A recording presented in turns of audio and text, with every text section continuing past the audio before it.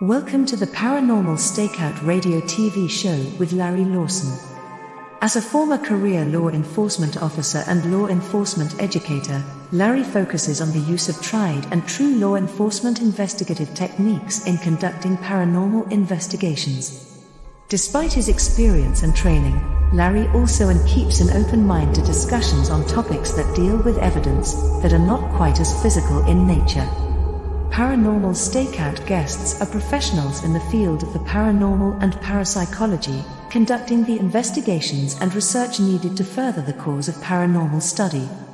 Larry advocates an agenda of standardization of structure and training in the field of paranormal investigation and research for the purpose of one day being able to produce the evidence needed to convince a jury of the existence of the paranormal. Whether it is ghosts, UFOs, unsolved mysteries, hauntings or cryptids, no topic is beyond the investigative reach of Larry Lawson and the Paranormal Stakeout radio TV show team. Now, here is the host of the Paranormal Stakeout radio TV show, Larry Lawson.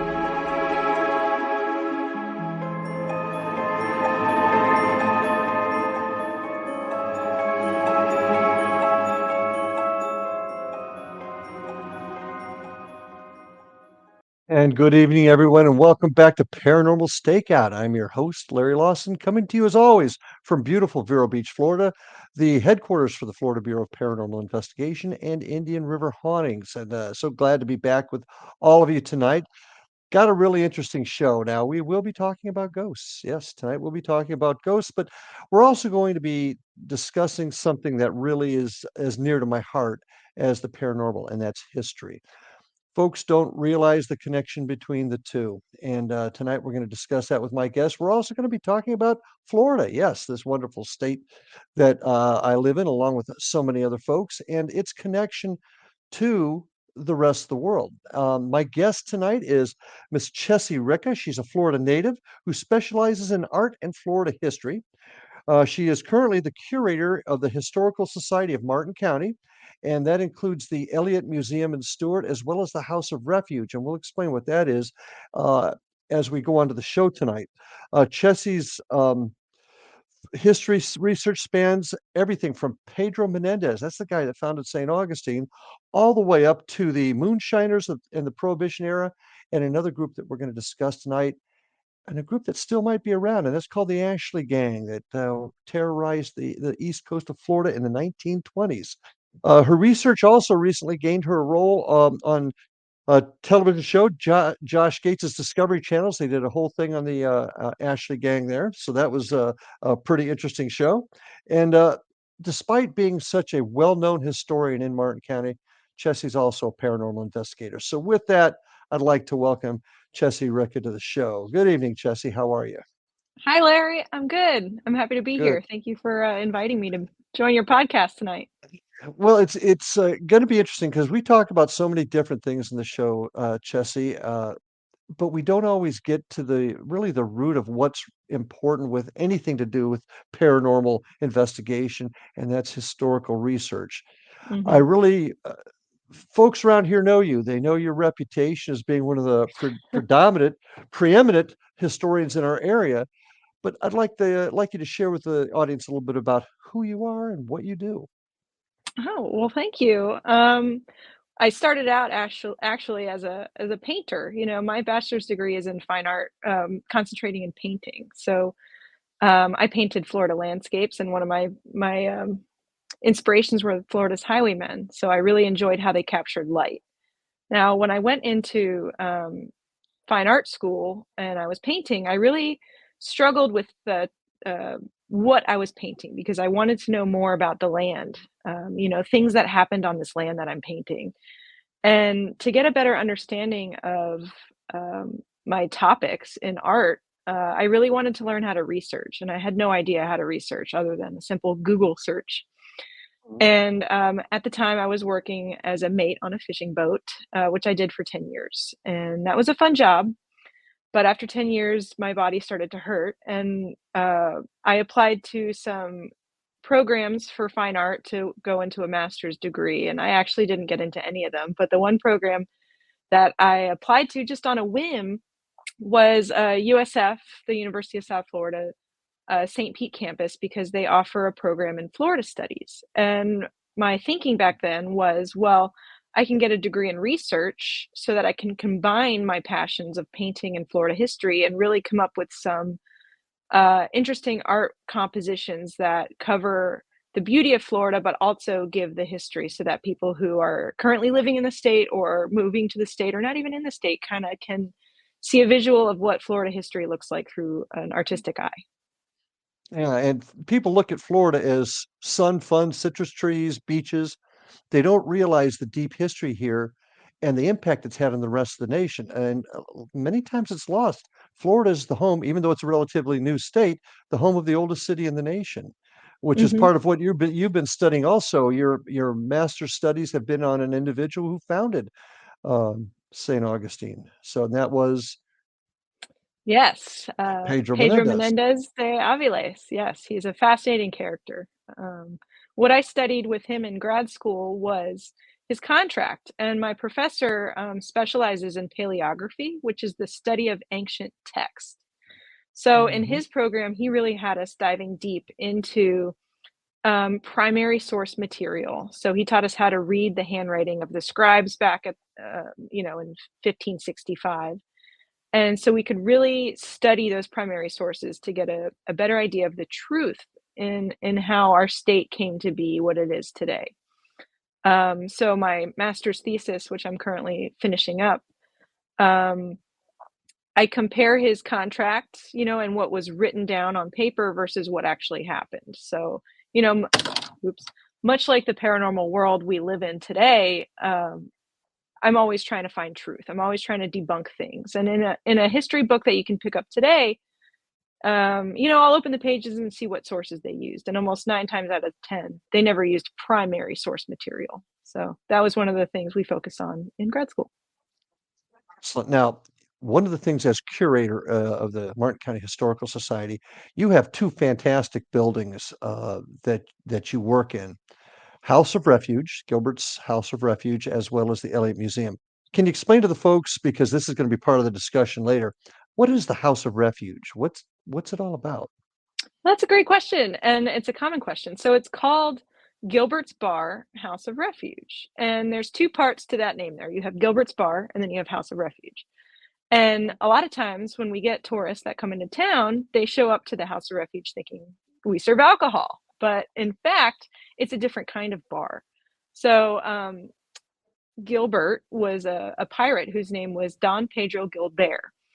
And a bar today in nautical terms is really a shoal. So it's shallow water where there might be high sand followed by troughs of deeper water. So you would have sandbars, deep trough, sandbars. So Gilbert's Bar was the sandy shoal that the pirate kind of frequented, and he did frequent the area a lot.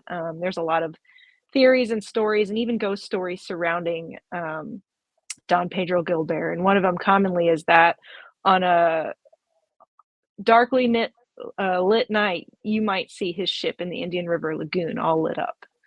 Oh, So that's an interesting story, but the House of Refuge itself, it is the oldest wooden structure here on the East Coast in Martin County. It was built in 1876, and its purpose back then as a house of refuge was quite literally that. It was a house where people could seek refuge. Now, because we are called the Treasure Coast, for those of you who are not in Florida, if you look on a map, the central part of the state is commonly known as the Treasure Coast because of these bars. People would oftentimes find themselves shipwrecked. So back in the late 1800s, shipwrecks were so common that the life-saving service came up with a plan to create 10 houses of refuge. And they sat roughly 70-ish miles away from each other, so consecutively down the coast. So in theory, if you wrecked anywhere in that mileage, you could walk north or south and find a house of refuge. And that house of refuge back then was commonly run by a family or not. It would just be a single man, but if he was married, it would be his wife and kids.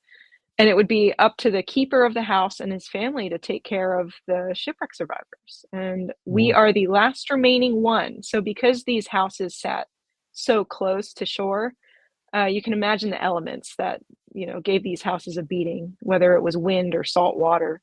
None of them remain anymore. So we are the Mm. last one. So it's very important to keep this house alive and well. And from what I understand, many of the areas that had houses of refuge sitting on them, even though the buildings aren't there anymore, they later became either Coast Guard observation points and maybe even a Coast Guard station. Is that correct? Yeah. So actually, we're a really good example of that. So we went through a couple different services. So the first one was the life-saving service, and then it went into Coast Guard, and then it became a naval base during World War II, and then it was decommissioned in the 50s, and that is when Martin County and the Historical Society of Martin County took it over. Ah. Now, I've got just a question for you here. Is it haunted? What do you think? Yeah, yeah, yeah, it's probably one of the more famous spots down in your neck of the woods, which just to give folks an idea, Vero Beach is about 40 miles north of Stewart, where this is right now. Um, so it's a very interesting spot, and if you ever come down this way, even if you just, you're not looking for a paranormal event, please go by there and see that. Now, we're gonna take a break here in a few minutes, and we're gonna get into a little bit more about the House of Refuge and what the stories and things that come out of there and the Elliott Museum. But how did you get interested in the paranormal? You seem to be a very fact-based person that, uh, looks for the truth. At least some people have said to me, "How can you believe in the paranormal? I'm a cop. I search for the truth. How can I believe it?" Tell us about your story and how you got interested in the paranormal. Well, I was born and raised in Florida, and I have a very vivid memory of my first paranormal experience, which, in my opinion, set it off for life. So I was about 5 years old, and my father graduated the University of Florida. And as a kid, we would oftentimes go to football Okay. games up in Gainesville. Go Gators. And yep, yep, yep. And oh, I wish I had my Gators jacket on, but I don't. And we stayed at this house in Micanopy, which is a very old Florida town. It's like a cracker town, but it's called the Herlong Mansion. And if you ever have a chance to go there, from what I remember as a kid, I mean, it was just full of crazy experiences, but the one in particular I'm talking about, um, I was 5 years old, and I had to use the restroom, which was downstairs, so my mother walked me downstairs, and there was a woman in white, in a long, flowy white gown who had this l aura about her. It was a white aura, and I remember tugging on my mom's arm saying, "Hey, mom, who's that woman?" And my mother was like, "What woman?" And when we got downstairs and I was in the bathroom, there was another ghost in the bathroom with me, and it was a different color, and it was green.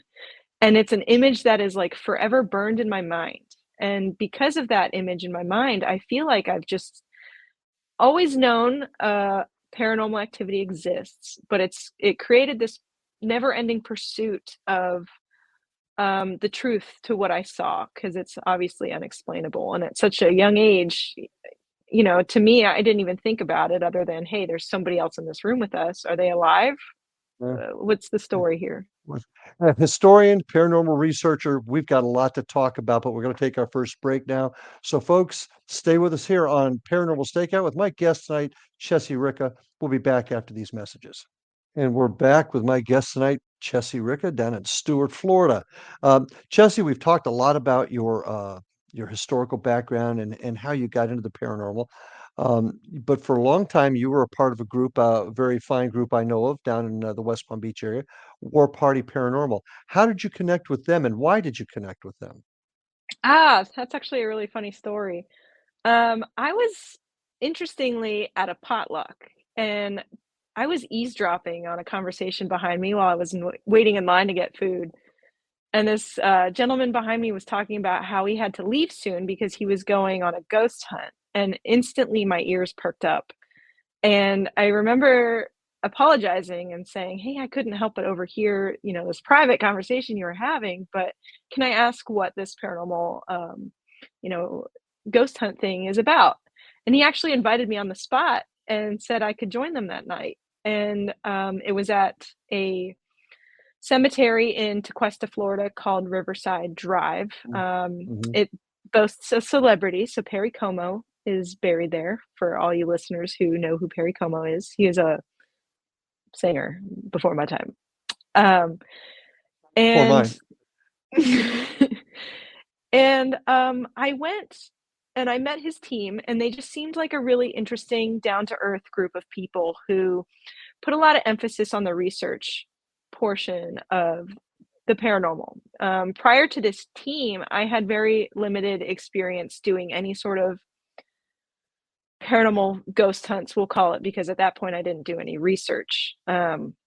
So, you know, think about St. Augustine and they have the trolley tours. And that really was kind of my only experience with paranormal, was doing tours. So one of the ones I did before that was Savannah, Georgia, where they take you around and they show you some old buildings and tell you to take pictures, and you may or may not see something on your camera. So that was my experience with paranormal prior to joining this team. So when I saw the team, they put a lot of emphasis on the tools that they use, and they took a lot of pride in how they built these tools in their garages, just using old components that weren't in use anymore. And I really, as somebody who always tries to get to the truth of any story, I really thoroughly enjoyed the passion that they put into acquiring evidence and then trying to disprove what they may or may not capture. And that's War Party. They're a really interesting research paranormal team. And a good team. And we've had the been fortunate enough to investigate with them ourselves. They're good folks. So hi to Zap, Scotty, and all those folks down in those neck of the woods. So that got you into it, and you worked with them for quite a while. And now you're still in Martin County. I know that you've been to Fellsmere a few times. You've seen what we had up there. But let's get to the House of Refuge. So many stories circulate around this area regarding what occurs there. Have you experienced anything there yourself? Not very often. But most recently in October, I did have a small experience there, which isn't abnormal for me to have. Given it's the month of Halloween, we had two separate teams come and do an event for the museum. So you could pay, a certain amount of money, and you could have a private ghost hunt with a local team. And I, as curator, was kind of keeping my distance and letting the group do their thing. And I just make sure that the property doesn't get harmed. Nobody's smoking cigarettes or anything on the property. And I was standing outside between the house and the ocean, and I saw two shadow figures just bolt across the property. And I've seen shadow people before. A lot of times I see them. I've been to Ortona, which is just south of Lake Okeechobee, if you're looking at a map.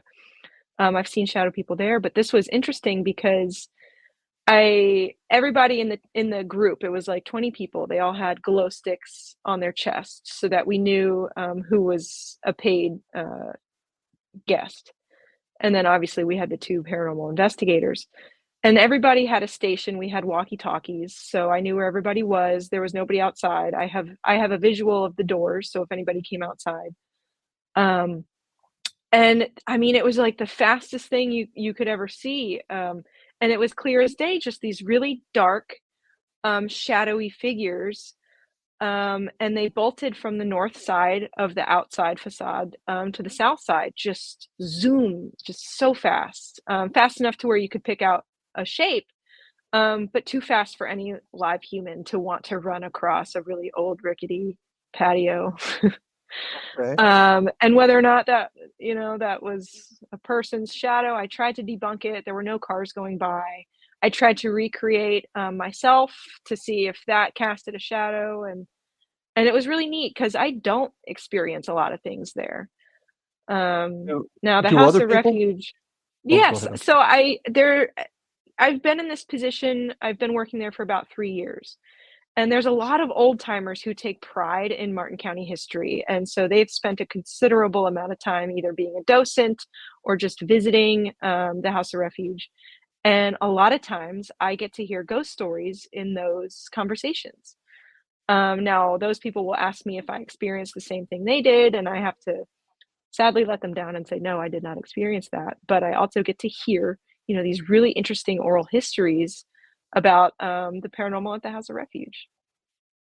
And I think that's the one thing that I'm impressed with is the fact that you just don't jump on the bandwagon and hear what everybody else has experienced and say, "Oh, I have too." I mean, that's the mark of a good researcher. So I applaud you for that. Um, how long have the stories been going on there? And probably, what's the most common story that comes out of the house, if there is one?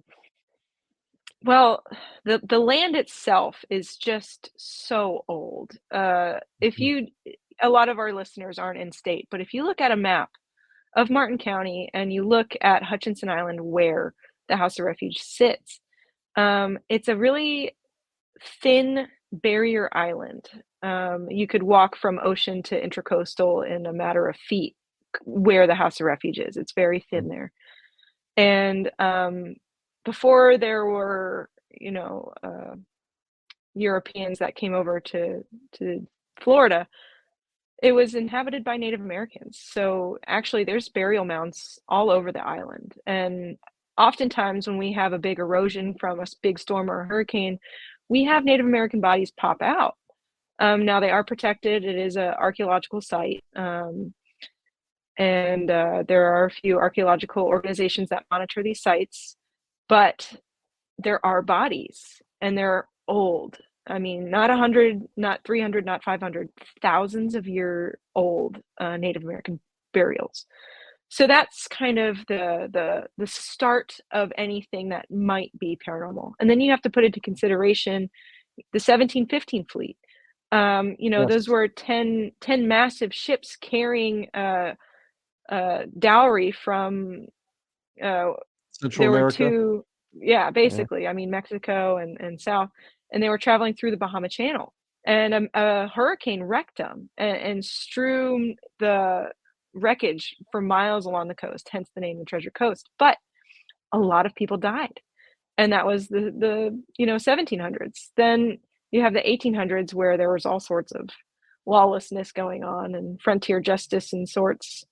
Um, but then in more contemporary history in the 1900s, um, the House of Refuge definitely saw death as well. In 1904, there were two consecutive shipwrecks that happened within 24 hours of each other. So the first one was the wreckage of the George's Valentine, which was mid-October of 1904, and the second one was the day after. And the first wreck saw, I want to say, 7 lives were lost.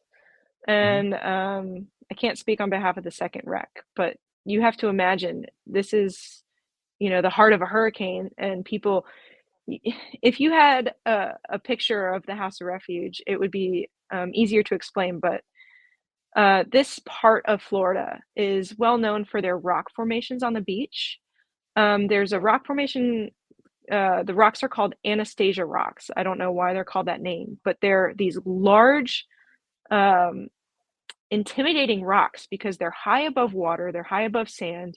They're not sharp, but they're very holy, and the barnacles on them are sharp. And one of the ship log or um, the keeper of the House of Refuge in his logbook from that night described the men who were um, I forget the word he used, but basically the ship that wrecked was carrying lumber, and the combination of high winds and rough seas impaled. So these 7 men were impaled against these rocks with the Mm. lumber. So it was a pretty ominous evening, and to as a paranormal researcher to think about that type of energy being left there, there's no doubt in my mind you would get some sort of activity from that. I mean, that's just a horrible sight to envision. You mentioned that there's stories of seeing Menendez's ship in the Indian River, which is essentially an intercoastal waterway between the mainland and the Barrier Islands. But do you have folks talk about seeing sailors or Spanish seamen that are on the beach? I've heard a few stories of people who have captured. I've seen a photograph. Somebody captured a black mist in the background between them and the ocean. So the mist was behind them and the beach was behind them. But more oftentimes, I think what I hear the most in terms of the beach is actually sound. Now, Florida's East Coast is definitely covered with houses and all sorts of building right up to the shoreline. But the sounds that I got reports of were like drumming and chanting and things that you wouldn't necessarily hear in today's time period. Uh, One of those stories takes Well, place. before you get into that story, we got to take our next break. So when we get Not a back, folks, problem. we're going to finish talking about the House of Refuge, but then we're going to talk about some of that lawlessness that went on in this neck of the woods during Prohibition and a group called the Ashley Gang. So stay with us. A lot more to talk about. Be right back. And welcome back to Paranormal Stakeout with my guest tonight, Chessy Ricca, the curator of the Martin County Historical Society down in Stuart, Florida. So I want to finish this little story that you began. I had to interrupt you on. So go ahead and finish that, and then I want to start talking about the other group. So I'll Yes, leave it of at that. course. So go ahead and finish your story. Um, I can't even remember. Well, So we were long ago. discussing. Yeah, it was so long ago. Well, let's get into the Ashley Gang then. Excuse me. This was a group that many looked at as being a Bonnie and Clyde type of group before Bonnie and Clyde, and they excuse me, and they ran rampant down here in the east central part of Florida for a number of years back in the 20s. So I'm going to let you go ahead, talk about who the Ashleys were and what paranormal stories are connected with them. Also, go ahead. Yes. So the Ashley gang actually is not as well known as they should be, in my opinion, given the story. But in my research, I traced the family back. Now, John Ashley was the leader of this gang of bank robbers and moonshiners. Um,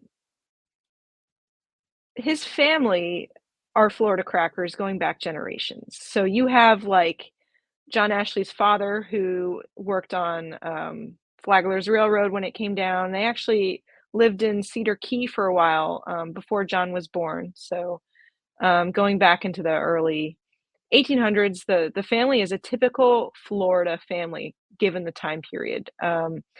A lot of the men served in whatever was going on at the time, which they definitely served in both the Seminole Wars and the Civil War. Uh, and their jobs were very typical back then. So this is pre 1900s. We're talking 1800s here, Florida. And when you think about that, you picture citrus, railroads, lumber, turpentine, and cattle. So this family literally did all of that, and it was seasonal. Now Florida was kind of the last frontier. It's where, the northern states kind of sent their rejects, or it's where people came to find freedom. I think a lot of people overlooked the beauty of the state back then. Also, people came down here to hide too. Exactly. Yes. So the family, prior to the leader of the gang, John Ashley, being born, the family actually um, suffered a lot.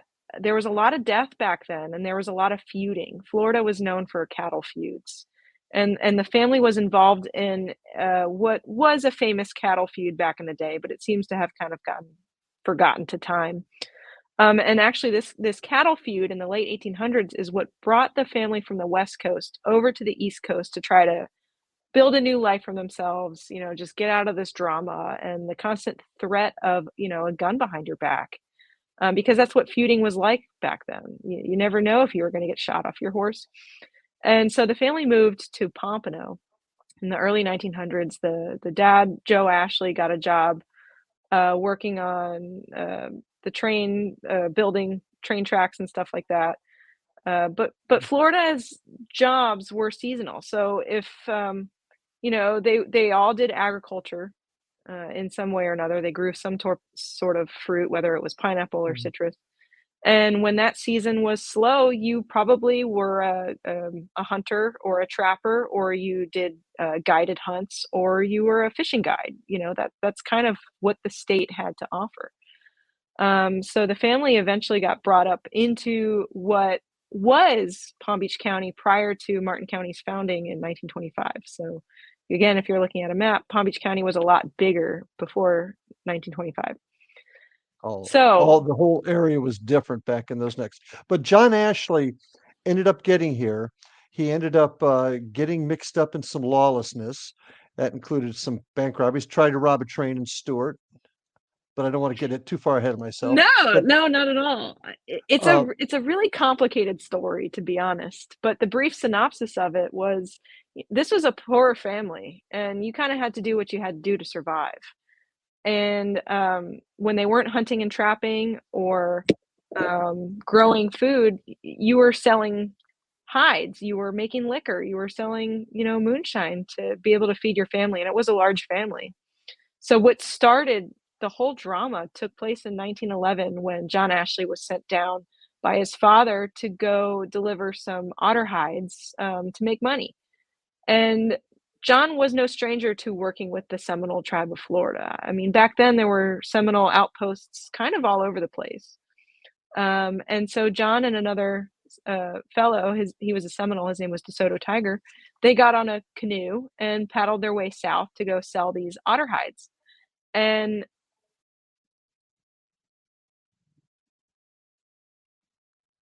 there? Yeah, I don't know what happened. Go ahead. We can hear you. Go ahead and finish the story. Oh, I'm here. Okay. So what happened was, at some point between the Seminole outpost and where they went to sell furs, DeSoto Tiger's body mysteriously ended up in a canal, and it was found by a dredgeman about 2 days later. And so this really was the beginning of this story of John Ashley being on the run from cops, or the sheriffs back then. Now, he went through a lot of issue after this, but one of my mentors, Steve Carr, told me this quote, and I never forgot it. He said, "You can't tell history by today's standards. You have to tell history by history's standards." And the truth of the matter was, if a Seminole Indian died back then, it wasn't not that big of a deal, but it just wasn't reported in the news. It wasn't, it wasn't something that was really noteworthy. It's unfortunate, and it's not something that we look at and condone today, but it's history. I understand exactly what you're saying. Yeah, and that's a tough thing to kind of describe, but they blame John Ashley for the death. Is that what I'm getting? Oh yeah. So John, which was just kind of unheard of, is like, now there was this sensation in the state and even nationwide of, this guy, John Ashley, killing DeSoto Tiger. And the issue is DeSoto Tiger was a Seminole chief's son. So it was kind of a big deal to the Seminole tribe of Florida. And John Ashley escaped back home. So he escaped the law, he escaped arrest, and he made it back home to Martin County. And this negativity didn't stop following him. So he had a warrant out. He was going to trial for, the death of DeSoto Tiger. And 3 trials later, and he's still on the loose. And after, during these trials, John and his gang of random men that came from all over. One came from Chicago. One was a stranger that got off of a train, and one was like a drug addict that they found in prison. And they all just kind of started this band of merry men. But the only way John could make money without the law was to conduct business illegally. And his way of avoiding the law was just to make money by robbing a bank, which, we found sources that prove the reason why he robbed the bank was to be able to pay for his lawyer because he couldn't afford a lawyer. Okay. And then the other side of the family is making moonshine. Well, and they ended up to kind of make a longer story short, they end up getting into a shootout down in your neck of the woods, where John's father died. They took off, ended up the old Dixie Highway into my neck of the woods up here in the Indian River County area, and they were killed in 1924 by the sheriff of St. Lucie County up in this neck of the woods. And I kind of shortened up the story for you a little bit, but that's essentially what happened. They were running moonshine in the glades, robbing banks, and they were even importing booze, weren't they? Oh yeah, because the Bahamas was international. There were no booze laws over there during the Prohibition, so as long as you didn't get caught stateside, it didn't matter. Now, correct me if I'm wrong also, but the Ashley Gang was also looked at almost like a Robin Hood type of character by many people in the southern end of what is now Martin County. If I got that correct also? Yeah, absolutely. See, the story is so misunderstood, and it's actually kind of sad because you have one side of the story that paints him as this really negative character, but then you have the other side of the story that really comes from like his neighbors and the people he grew up with. And these people, in their oral histories or their written histories, they didn't praise John, but they just described him as a really nice person with a good heart. And when he was on the run, he would stop in silently to a neighbor's house for food, and he would be fed. And when he left, the woman who picks up the plates or plate noticed that there was a $20 gold piece under the plate.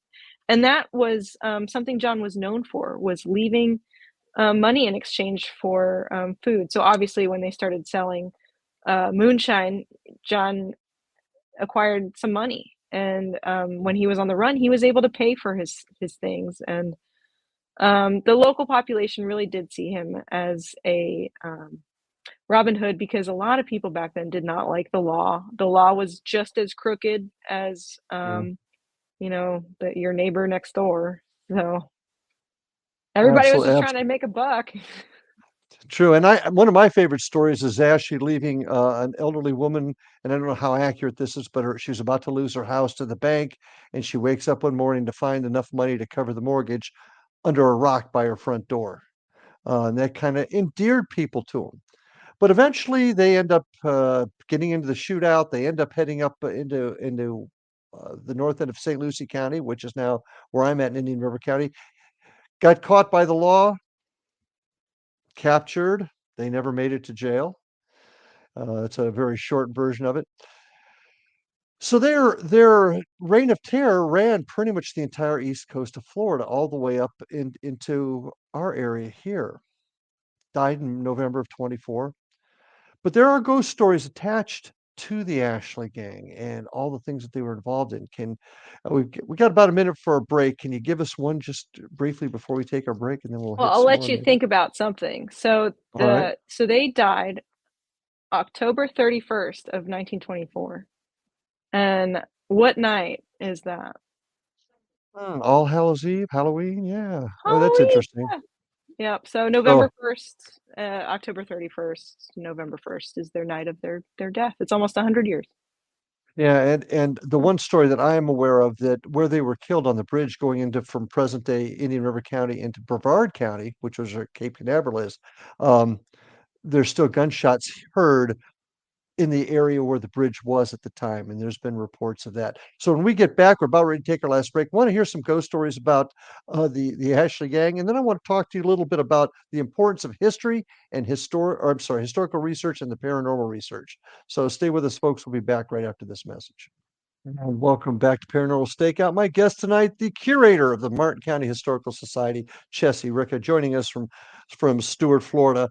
Want to make a couple comments real quick. If you'd like to find out more about the Florida Bureau of Paranormal Investigation and Indian River hauntings, you can catch us on our website, paranormalfbi.com or indianriverhauntings.com. Also, our Facebook channel, if you'd like to check out some of the things that we're doing, at Indian River Hauntings 2341. And also, if you'd like to get a hold of me, Send me a message, maybe ask a question that I'll bring up at the beginning of each show. You can get a hold of me at ghostguy@paranormalstakeout.org. Also, you can check out the entire program and all my shows at paranormalstakeout.org. But I'd be remiss if I didn't mention all the other great programming on the X Zone Radio and TV broadcast network. xzbn.net will get you to all of the great shows on the network. And I really encourage you. There's some really interesting things out there. And of course, my friend Rob McConnell and his show, The X Zone. So take a look at that. Chessy, how can folks find out more about you, the House of Refuge, the Elliott Museum? Got a website or someplace they can check? Yeah, we do have a website, www.hsmc-fl.org is our website, but you You can just give it a simple Google search and the House of Refuge will take you directly to us. Good. So, to folks, check that out. So, I gave you a lesson here before we got back into talking about history tonight is not a thing that we get a chance to do enough on this show because history is so very important. But I've given you a few minutes to think about that history and some ghost stories that go with the Ashley gang. So, go for it. Yeah, there's a handful of stories. Uh, so you briefly talked about the shootout site, and the Right. shootout briefly is just what happened between the sheriffs and the Ashleys at their moonshine still. Mhm. There were two deaths. So John's father died, and then one of the sheriffs died. So you have, and this is at their moonshine still. So you have to think about, and I'm always thinking about the energy left over from incidents like this, where there was a big emotional experience. What happens to that emotional energy? Is it left behind? That, that's kind of where I believe in Mhm. more of a residual haunting. Mhm. Um, so that specific area, one of the first stories I would like to tell is actually recorded in writing in I can't remember which book it is. I want to say it's the Notorious Ashley Gang, but one of the members of the gang itself, um, his name was Albert Miller. Now, after the boys were killed in 1924, Albert Miller left and never came back. And he refused his entire life to talk to anybody about it. So there's really no written account of Albert Miller during or after any of this. We do know today that he's no longer with us. I think he died a couple decades ago. But his story is later in life, he finally came back to to where the moonshine still was, and it took him decades to be able to come back because the trauma of what happened was so much for him. He was shot um, at the moonshine still shootout. He had a buckshot. He almost took his arm off. So that's a lot of trauma. So he came back later in life and he was still petrified in his old age to be there because he was constantly afraid that the law was after him, even all these years later. So he goes by himself and he parks his car and he starts walking down a sandy trail where you can picture the big pine trees, just a hidden trail. And he's walking to the Ashley Cemetery, which is in super close proximity to where the moonshine still was. And he's just going to pay his respects. And so as he's walking down this trail, the sandy trail, he starts to notice something that he didn't expect, which was sounds of a moonshine still, and the light that was coming off of the flame that was used to light the water, the mash in the moonshine still.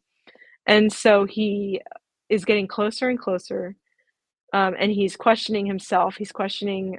He wants to turn back. Is this real? Is this fake?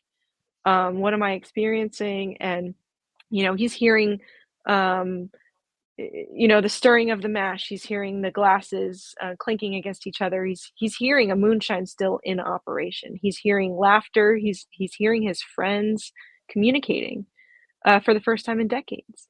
And so he's questioning his reality. He's questioning if his friends were even shot at. Are they still alive this whole time? And he had no idea that for decades his friends were still alive and well. So he gets closer to the cemetery and the sounds and sights get brighter and louder, and he makes it around the bend, and sets his eyes on the cemetery, and everything disappeared. All the sounds went away, the light went away, and he was just there alone with the grave markers of his friends. And that was one of the first Ashley stories I ever heard. I took you to the cemetery a couple weeks ago, and you got to see how kind of remote it was. Granted, it's on a golf course in a gated community. And now it is, yeah. Yeah, but it's still, if you didn't know it's there, you would have no idea that there's a cemetery there. Surprisingly, even though it's just west of Dixie, that back then was no man's land. Now, so like I said before the commercial break, they were shot. They were making their way up. The theory is that they were going up to Jacksonville to get work because the law was too much for them down here. And so on Halloween night, it was a rainy night. They were driving north from Martin County into St. Lucie County, and they were shot by 4 police officers, shot dead in cold blood, with handcuffs on them. So they had no way to defend themselves. So years later, this became a popular like paranormal destination. Is the bridge that they were killed on is no longer there. There's a new bridge there. But just to the west of the current bridge sits where the old bridge used to be. And I think if you park and maybe do some illegal trespassing, which I don't condone, you might find some residual pilings from that bridge there. So I think I've been back there. oftentimes, You can't get to it. Trust me. oh, good, okay. It's been a while. Not that I didn't do that. I didn't do anything illegal. I don't do that. But anyway, so on Halloween nights, oftentimes, if you're an Ashley fan, you'll find people there trying to communicate with John, to get the truth, to capture some sort of evidence, either on a recorder or on a cell phone or a camera. There's a lot of people interested in the paranormal side of the Ashley story, and there's so many reasons for that. So, what do you think this paranormal thing is? Now, we've talked a lot about the history tonight. We've talked a bit about your background, but what is your theory about ghosts? Oh gosh. Well, I have ideas on all sorts of different types of haunting because I've experienced in doing the ghost hunts with War Party Paranormal, the different levels of haunting. I've seen video footage. We did an experiment where we were in the Gulfstream Hotel, which is in Lake Worth, Mhm. and we did this experiment where we played music from the time period of when the hotel was in its boom era, and we captured a live video of a woman's shadow being twisted around like she was being danced in a ballroom dance because we were in a ballroom. And here's evidence of dancing. So to me, like that You type of physically Did you physically see that when it happened, or did you just see it after you watched the video? after the video was taken, it was I think Okay. it's still on Facebook. You can find it. It's a beautiful video. But to me, that was triggered by sound and location. So for me, that would be like a residual energy that's left there. Now, I also have experienced like smart entities or smart type of investigation where they can, um, actively answer questions with a knock or, in a device of some sort. So, I mean, to ask what my beliefs are, I certainly can say with 100% certainty that I believe in ghosts, but I certainly believe that every ghostly experience is special in and of itself. I think there's so many different circumstances that are in play, given the specific type of haunting. I mean, Okay. Well, how does historical research play into paranormal investigations? And that's kind of how I'd like to wrap up tonight. Being a historian yourself, how do you see the two connected, and how important are they to be connected? well, obviously, I'm very passionate about the Ashley Gang, but I'm also equally passionate about research and historical research at that. So when I'm doing, and we'll take the Ashley Gang as an example, when I'm conducting my Ashley Gang research, like Menendez, I use primary sources and I also use secondary sources. So primary sources would be, diaries or newspaper Mhm. articles from the time or anything that was firsthand account. Then you get into secondary sources. How is Can you that tell me your important with question? yeah, how is that important to paranormal research? How is all Right. the historical research important to the paranormal?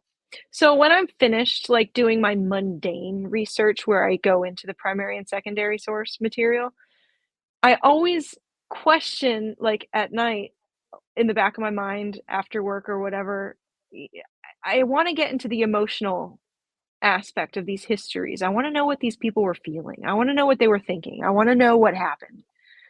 And the only way I in my mind as a paranormal researcher, I can think to do that is to utilize the spiritual realm as a form of research as well. So, in my downtime, if I can tag along with War Party and conduct some um, historical paranormal interviews, I'll try to reach out to the gang or their family, and I'll come up with a list of questions, and I'll try to see if I can get any type of paranormal evidence that can help me lead me down another trail or answer any questions I Well, have. what about if you get some information in your investigation?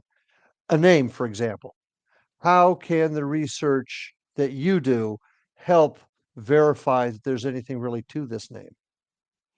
Does that make Well, sense? yeah, so I go, uh, if I get a name like that, absolutely, like, I'll get home or the next day at work, and I'll just start researching that and see if I can connect any ties. Mhm. Um, and sometimes it works and sometimes it doesn't. Yeah. Most of the time, I'm asking yes or no questions, and then I'll get into specifics, and a lot of times, I am just kinda left, with nothing, but every once in a Or while, more I'll get a hit. questions, or more Yeah, yeah. questions. Well, unfortunately, Jesse, our time is about to run out, but I do want to thank you very much for joining me tonight. I appreciate the history lesson, and I hope, folks, that you get a better view of what Florida really is. It's not just sand and sun and citrus fruit. It's a place of great historical significance. So, appreciate you being with us tonight. Please do take care, hug your family, and until we meet again, take care, and we'll see you on the other side. Have a good night, folks.